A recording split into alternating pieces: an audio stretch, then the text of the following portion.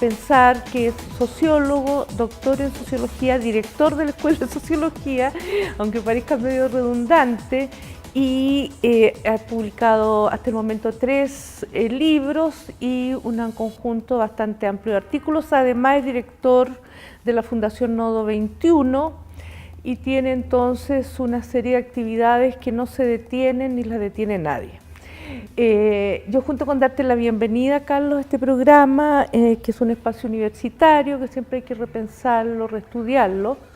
Yo quisiera enfocar contigo los temas referidos a tu trabajo académico y político en la academia, ¿no? Que tiene también una función académica porque efectivamente hay que hacer un trabajo mayor a la mera cátedra que cada gente tiene.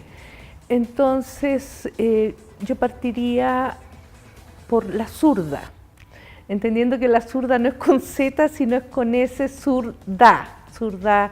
Entonces tiene esa doble lectura, pero también es zurda reescrita, digamos, una zurda reescrita en el sentido de la izquierda, pero también es la idea de un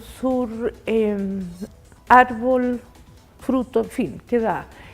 ¿Cómo surgió eso, Carlos? ¿Y cómo trabajaste, me parece, con tu hermano, con tu hermano Rodrigo Ruiz, en esa línea de trabajo, y cómo se gestó? Porque es muy interesante. Buenas tardes, te agradezco la invitación, se la agradezco a todo el equipo. La zurda nace a finales de la primera mitad de los años 90, básicamente con la idea de el panorama cambió y teníamos mucho la consigna de apropiarnos del presente, digamos. El tablero lo habían dado vuelta entero, de alguna manera, y entonces teníamos la crítica de que la izquierda seguía insistiendo en un tablero que ya había sido borrado, sencillamente. O sea, el neoliberalismo era una refundación de la sociedad, no solamente de la cultura, no solamente un problema de mercado. Y usualmente quienes hablaban de esto eran los puros economistas nomás, incluso dentro de la crítica de izquierda, digamos. Y entonces no había un reajuste que llegara al plano de las estrategias políticas, digamos. Entonces ahí empezó esta idea de la zurda sin Z, sino como el sur, digamos, el sur que tiene de específico la experiencia en estos lugares. Chile era un laboratorio, eso es archiconocido, de este tipo de refundación capitalista, muy temprana, de mediados de los años 70, casi ninguna parte se origina tan temprano. Y con lo primero que empezamos a chocar fue con la izquierda. Porque en este país hay que pedir permiso para ser de izquierda. Hay que pedir permiso al Partido Comunista, pero en ese rato también todavía al MIR, al Frente Patriótico, a cuánta cosa todavía quedaba. Entonces, la zurda empieza con un discurso muy crítico de la izquierda del siglo XX se agotó. Y hay que revisar entonces un montón de cuestiones. Eso, por supuesto, se hace sin pedir permiso. Entonces era un choque constante, era un choque por buscar anclaje en los nuevos sectores sociales. Nosotros insistíamos un poco en el tema de los hijos de la modernización autoritaria, digamos, ¿no? Ya en ese tiempo, estoy hablando de los años 90, insistíamos, por ejemplo, que la clase obrera había sido vieja, que la obrera había sido desarticulada, no solamente por el elemento coactivo, represivo, y que por lo tanto cuando llegara la democracia iba a reaparecer, digamos, sino que había sido víctima de una transformación estructural de tipo capitalista y por lo tanto el nuevo trabajador era de servicio, se movilizaba de otra manera, con jornadas laborales, todo un sistema distinto. Y que por lo tanto, por ejemplo, la CUT no era representativa de esas cuestiones. Entonces eran discusiones que en ese rato eran bastante difíciles plantear. Ahí fuimos encontrando algunos oídos, yo creo que nos ayudaron un poco. ¿Cómo articularon Julián, Faleto, esa gente, ¿no? ¿Ese fue en la Universidad de Chile, ese fue la sede, o fue más allá de la Chile, o cómo? Empezamos, claro, bueno, yo estaba estudiando sociología. Yo había sido del MIR, había sido jefe de la juventud del MIR. Yo me voy del MIR muy chico, no tenía ni 20 años todavía, porque me parecía que ya eso había colapsado, y no tenía ajuste en esta cuestión. Entonces ahí hay un lote que se viene conmigo, y empezamos a anclarnos primero en los movimientos estudiantiles en ese rato, la izquierda prácticamente no existía.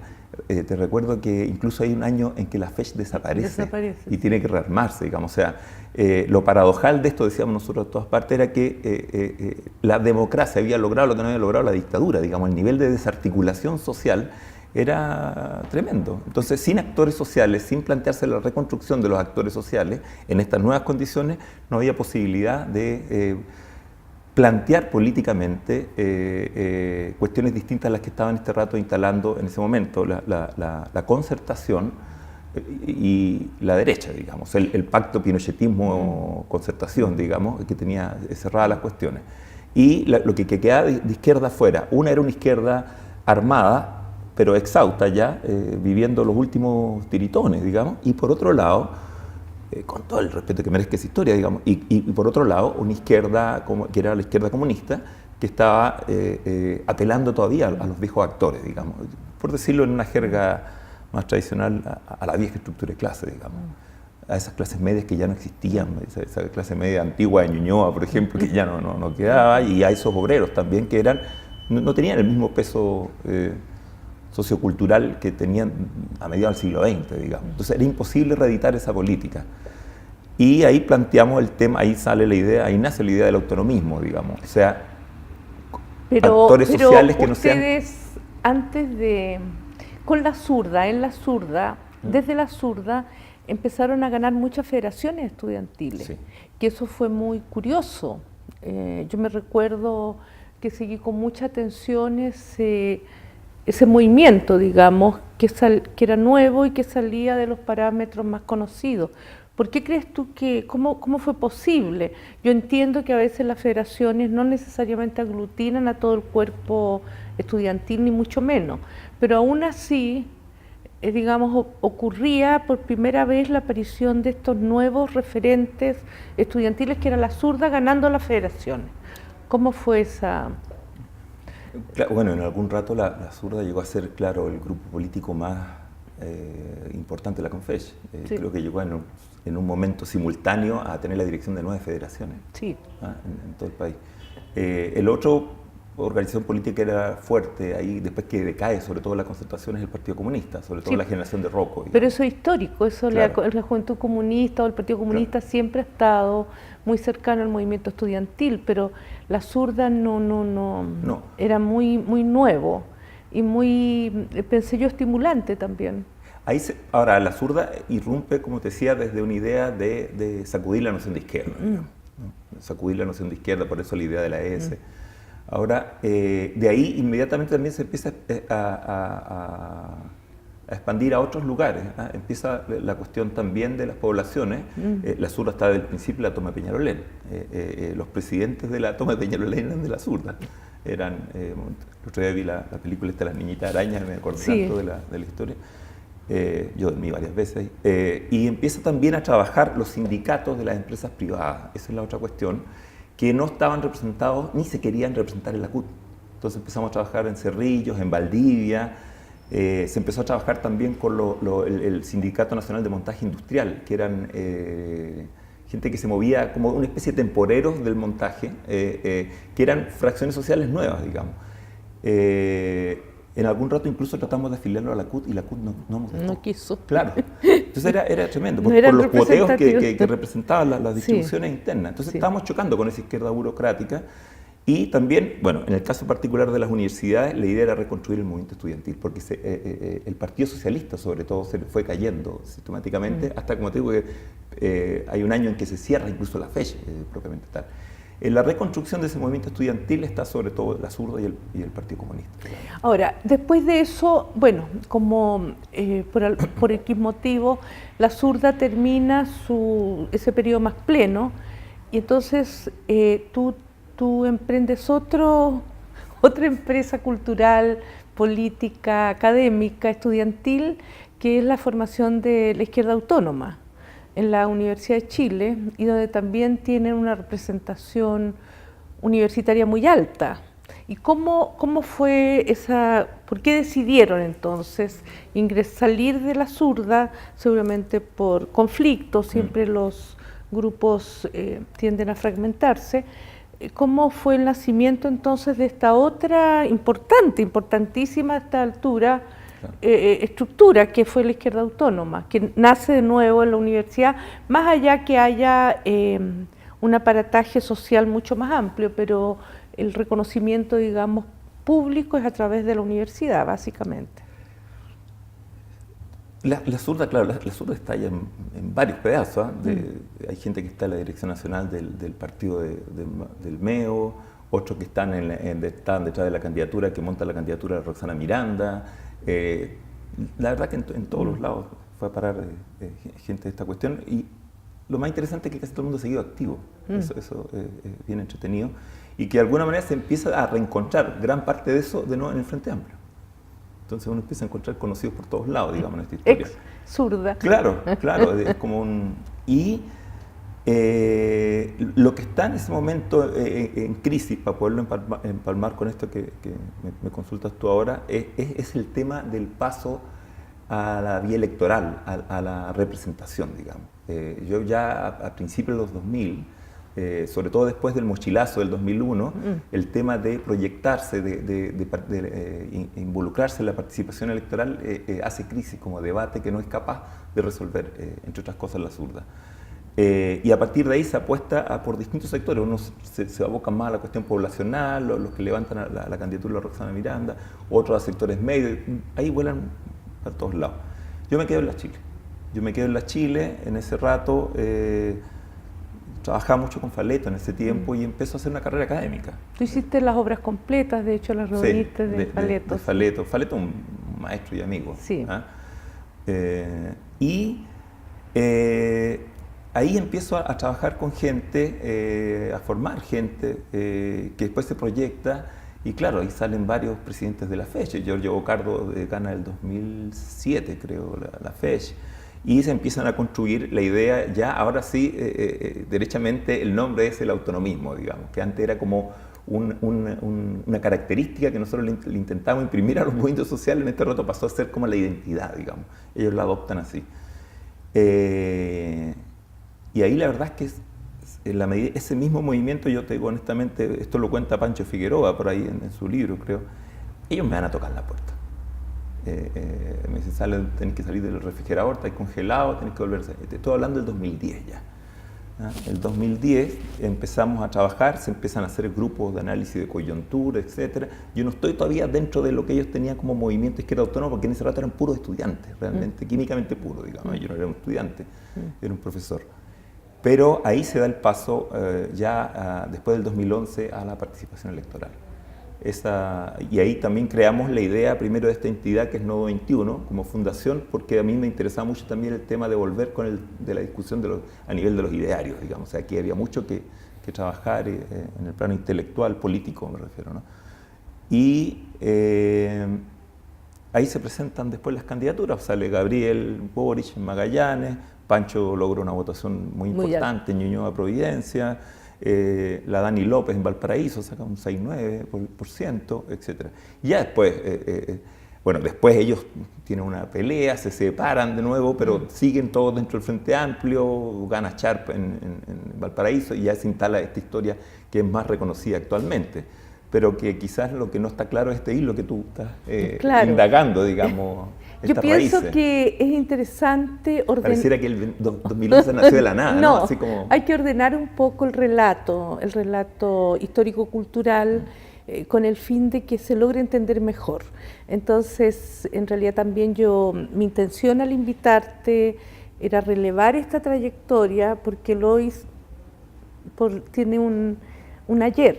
Y yo creo que el punto de partida, o uno de los puntos de partida, fue la zurda como gesta otra, y que va a originar después con la izquierda autónoma y hoy lo que hoy día entendemos por Frente Amplio, más allá que haya muchas identidades que provienen de otros, por supuesto hay muchas otras identidades socioculturales y políticas que provienen de otros lugares, pero yo creo que por la importancia que adquirieron las figuras estudiantiles, por decir entre comillas, no se puede desligar un trabajo no menor que parte con tu gestión y la de Rodrigo desde la zurda y que después va a volver a reaparecer en la izquierda autónoma. Entonces, te lo digo porque también es interesante ver las universidades públicas y cómo efectivamente de allí puede salir algo muy, muy poderoso y muy nacional, que excede lo puramente acotado del mundo universitario, ¿no? Que lo que estamos viviendo hoy de manera que se naturaliza mucho sin contemplar cómo se gestó, cuáles son los referentes, frente a qué, por qué, etcétera, ¿no? Porque me parece que el 2011 ustedes tenían representación también universitaria, aunque la Camila era la... Pancho era vicepresidenta. Claro, la presidenta, Chile, Fernando... la Dani López era presidenta de la central. Claro, es decir, había mucha... Sí. Por supuesto no se le desconoce a la Camila su capacidad de liderar, porque es muy histórica ya, ¿no? Pero también había estas fuerzas que estaban apoyando esa emergencia. ¿Y cuándo empieza, digamos, la gesta de la universidad pública y gratuita? ¿En qué minuto, Carlos? Eso fue uno de los objetivos que finalmente se excedió también, porque hoy día está la universidad pública y gratuita, pero también está la NOMA FP. ¿Cómo? Claro. Había una idea que estaba ya en la discusión de los 90, que era la siguiente, o sea, la democracia llegó arriba y se quedó arriba, digamos. En una cuestión formal se rehabilitaron el Parlamento, etcétera, pero no llegó a las instancias de base de la sociedad, de alguna manera. Y uno de los espacios que permitía traducir eso en políticas concretas con mayor facilidad era la universidad pública. Y hay dos vertientes que trabajan en esa línea. Yo creo que la otra es, como te decía, la vertiente comunista. No es casual que después se vuelven a encontrar el 2011 como las dos vertientes más protagónicas, digamos, como dos vidas políticas, o sea, por lo que representa la Camila también, ¿no? Que antes había estado también en la vertiente de Rocco, digamos, aunque eso también hace crisis dentro del Partido Comunista. Ellos se van del Partido Comunista después, ¿no? Y ahí empieza esa cuestión. Ahora, fíjate que el tema educacional y la idea de lo público y gratuito se retoma primero por los secundarios, en el 2006. Claro. Empieza la idea de educación más general, todavía pública y gratuita, pero después quien lo asume, lo materializa de verdad que en una azonada nacional es el 2011, es el movimiento universitario, claro, ¿no? Y son principalmente las universidades públicas. Que nosotros discutíamos, o sea, en realidad son universidades estatales, hay que distinguir entre lo estatal y lo público, digamos. Sí, entonces el sentido público tenían que reconstruirlo como un debe, estaban al debe de su papel, su rol en el espacio como construcción de espacio público, digamos, las universidades. Y en eso el movimiento estudiantil tenía que tener un rol. Ahora, de ahí se arma la discusión de que hay que hacerlo extensivo también a los jóvenes que estudian en las universidades privadas. Y esa también es una enorme pelea en la Confesh que tampoco se le ha dado mucha atención. Y los autonomistas encabezan esa pelea de que hay que abrirse a los estudiantes de las universidades privadas, porque ya la matrícula era gigantesca. O sea, todavía en los 90 no era el fenómeno que es ahora, digamos. Claro, ya las universidades más grandes del país son varias, son privadas, no son las universidades estatales. Es un gran debate, todavía sigue, yo creo que vivo, el tema de dónde enfatizar los recursos, si hacia las universidades estatales o qué pasa con las privadas, entendiendo que hay universidades y universidades privadas también. Entonces, en fin, esa es una materia que yo creo que sigue latiendo, digamos, en el panorama del porvenir inmediato. Sobre la gratuidad universal, que por supuesto mucha gente creemos que la educación debería ser gratuita, como es un derecho, ¿no? Pero, ¿cómo ves tú entonces este mundo? A ver, porque tú has visto un mundo estudiantil que ha crecido, ha egresado y ha empezado a dirigir algo. Varios son académicos ya. Incluso. Claro, ya están, eso lo has visto tú muy de cerca y en parte, digamos, lo que podríamos llamar la tercera vía hoy, una vía otra, viene formada de ahí, ¿no? En una mezcla de juventud, universidad, personeros de confederaciones de estudiantes. ¿Qué significa para ti ese semillero de identidades nuevas que están en cierto modo, liderando la política que siguen los jóvenes? ¿Cuál es su realidad real también? Por eso estuvo en esta segunda ola de experiencia política, que a mí por lo menos me toca, la idea de armar la Fundación 91, de aterrizar todo este proceso de formación, de proyección de gente. Hay varios intelectuales ya, jóvenes que ya no son tan jóvenes, digamos, van para los 40 años, algunos que ya empiezan a descollar y a dar peleas en distintos planos. Yo no soy el único que ha escrito el libro, varios de ellos también han escrito ya. Ahora mismo acá algunos están en una pelea en estos días metidos con el Partido Comunista por la política del gasto social focalizado, por ejemplo. Entonces empiezan a producir una elaboración importante. Varias de las demandas que se instalan frente al Ministerio de Educación son elaboradas en 91 también. Víctor Orellana, Giorgio Bocardo, varios de ellos empiezan a tener una proyección muy importante en la discusión, ahora sí pública, digamos. Pero lo que más nos preocupa, de fondo, es que hay como un agotamiento de la cultura política en la cual se asienta la transición, de alguna manera. Esa contraposición Estado-mercado, que era un poco la contraposición entre el sí y el no, por llamarlo de alguna manera, ya le dejaba de hacer sentido a la gente como un elemento que le permitiera vincular su vida cotidiana a un proceso de participación política. Y el problema de refundar la política entonces involucraba también un desafío cultural a elaborar estas cuestiones. O sea, más Estado, por ejemplo, como se prometió en ese rato en la transición de parte de la concertación, no significó más igualdad. No. Por otro lado, más mercado, entre comillas, no significó más libertad, que era lo que alegaban del otro lado. Entonces al final un individuo que sin libertad, sin igualdad, lo único que le quedaba era la fraternidad y no tenía dónde sacarla. Entonces, claro, ¿cómo volvíamos a esos idearios? ¿No? ¿Cómo reconstruíamos esta cuestión?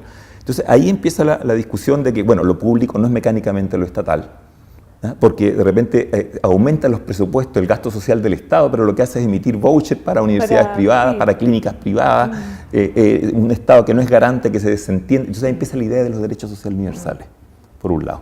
Y por el otro lado empieza también el debate con la derecha, es decir, me cargo para el lado acá, para la derecha, digo, es que claro, o sea, a ver, miren, ustedes han mercantilizado todo y resulta que el individuo es menos libre que antes. O sea, hay una pelea por la soberanía del individuo sobre su propia vida que se ha perdido en nombre de la libertad del mercado. O sea, este neoliberalismo tiene mucho de mito, digamos, ¿no? Además es concentración, es oligopolización, etc. Entonces, ¿cómo recuperamos esa idea? ¿Cómo la izquierda recuperaba la idea de la libertad? Por ejemplo, con toda la vida de la izquierda se ha corrido de la idea de libertad, digamos, y las experiencias que tuvimos en el siglo XX, no mucho de eso no. Claro.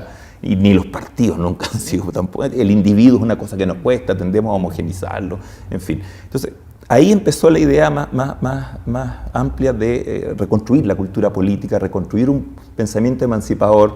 Este ciclo de deshumanización permitía reelaborar las bases de un humanismo también, que no era el humanismo del siglo XX. Entonces, en esas discusiones empieza a entrar mucha gente, a formarse, a escribir, terminan sus estudios, siguen estudiando, estudios de posgrado, etc. Entonces se van perfilando como intelectuales, pero vinculados al proceso político. Entonces me parece que viene surgiendo, yo diría, una playa de sí, no, hay un grupo y de hecho, a ver, la noción de presente y futuro como que se unió en estos jóvenes, ¿no es cierto?, que están en el presente y podrían establecer un futuro y hay una línea divisoria con lo anterior, ¿no? Pero a mí personalmente, me llamó la atención que no seas el candidato cuando en cierto modo eres el gestor en la línea que te digo. Por supuesto, eso no se trata de desconocer en absoluto las otras vertientes, no es mi costumbre esa, pero negar, digamos, lo común que tienen los movimientos, pero sin embargo tú eres tal vez el sujeto más visible como organizador de, ¿no? Y articulador, además con una palabra ya muy consolidada, con capacidades, discursos, trayectoria, etc. Yo tengo la impresión de que el Frente Amplio es tremendamente heterogéneo, pero tremendamente heterogéneo. Eso puede ser una fortaleza, pero también puede ser una debilidad. Entonces, está todavía cuajando. Yo represento una vertiente, las otras no las represento tanto, y en este rato, en muy poco tiempo, esta emergencia se ve sometida a la presión de esta dimensión electoral que hablas tú. Y creo que corre el riesgo de sobre electoralizarse la construcción, incluso el ideario de esta fuerza, porque termina siendo una especie de aritmética electoral lo que empieza a movilizar las decisiones, digamos. Piensa tú que a la Concertación cuánto tiempo le tomó constituirse antes de enfrentar una opinión, bueno, no habían elecciones, pero reunir los mundos social y cristiano, socialista y demócrata cristiano, empresas gigantescas, digamos. De decenio. Y esto no corre nada y ya empieza a distribuir cupos, mira, no es el plano presidencial el más complejo que se vive dentro del Frente Amplio. Piensa tú las candidaturas en todas las circunscripciones a nivel parlamentario. Diputados, es de un enredo, eso tremendo, lo confieso, no creo que no es un secreto. Entonces, hay un dilema de unidad y hay un dilema de identidad. Yo quizás ayudaba más a resolver el segundo, digamos. Pero el primero era en este rato y sobre todo ante la coyuntura electoral determinante. Y yo en ese sentido llego un minuto en que creo que había que dejar que se utilizaran fórmulas que siguieran más con la compulsión electoral que en este rato es dominante allá adentro. Y por eso llaman en particular a la Beatriz Sánchez, o sea, porque ni la Beatriz Sánchez ni Alberto Mayol son constructores del Frente Amplio. No. No vienen de ninguno de los grupos del Frente Amplio, ¿no? Son tomados prácticamente de afuera, enarbolados por... Entonces, era un proceso muy complejo, muy delicado, en el cual presionar significaba, por ejemplo, mi candidatura, que una fuerza se podía hacer hegemónica. Claro, y eso generaba tensiones. Y en el proceso de constitución, yo creo que todavía esto es muy inicial. Complejo. Sí. Mira, en realidad yo te agradezco muchísimo tu tiempo, tu disposición a conversar, porque en realidad yo pienso que la UTEM también tiene que solidificar sus lugares. Tú también has posibilitado y has apoyado a las mujeres como presidentas de la CONFECH, Camila. Entonces, también a mí personalmente me gustaría ver una dinámica mayor aquí en la UTEM, porque lo tenemos todo, digamos, tenemos las inteligencias, tenemos los profesores, tenemos todo. Entonces, yo creo que, Carlos, tú eres un ejemplo para pensar que se pueden hacer cosas. Lamento en lo personal que por ahora no haya sido uno de los nombres a elegir para que se hubiera ampliado mejor el naipe o más el naipe cultural y político.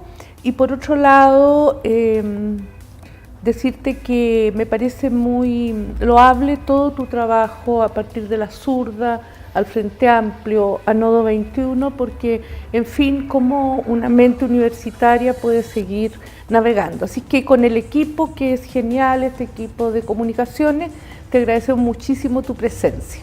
Gracias. Muchas gracias.